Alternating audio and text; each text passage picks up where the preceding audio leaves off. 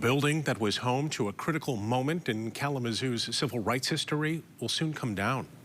News 8's Josh Sanchez shows us the history behind the former drugstore and the future ahead. Van Avery Drugstore used to sit behind me near the intersection of North Burdick Street and West North Street in the early 1960s. Once a hotspot in the city's civil rights movement, the building will come down and make way for a new senior center.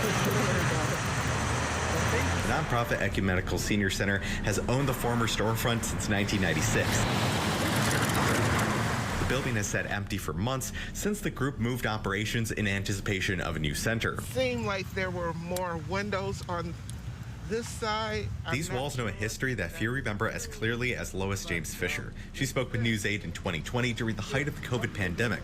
In the 1960s, she says Van Avery Drugstore was a popular spot in the predominantly black North Side community.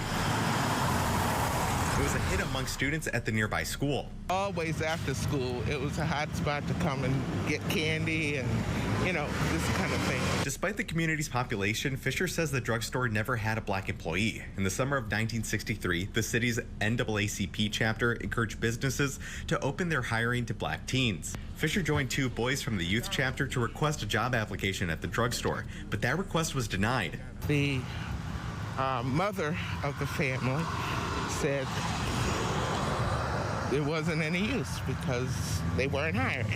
They weren't going to hire any black folk. That sparked a boycott and protest that lasted several weeks. Van Avery Drugstore would later agree to keep a black applicant's form on file and keep activists notified of job postings.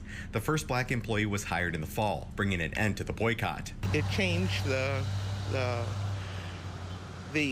consciousness of Kalamazoo. It's hard to believe we've already been in our temporary spot for like 9 months. Today, the Senior Center's executive director, Tim Barnes, says the new build would quadruple the space for programming and services geared to the majority black senior citizens they serve. This is where we really believe our footprint is, the history of the civil rights movement and how important that is to the African-American community.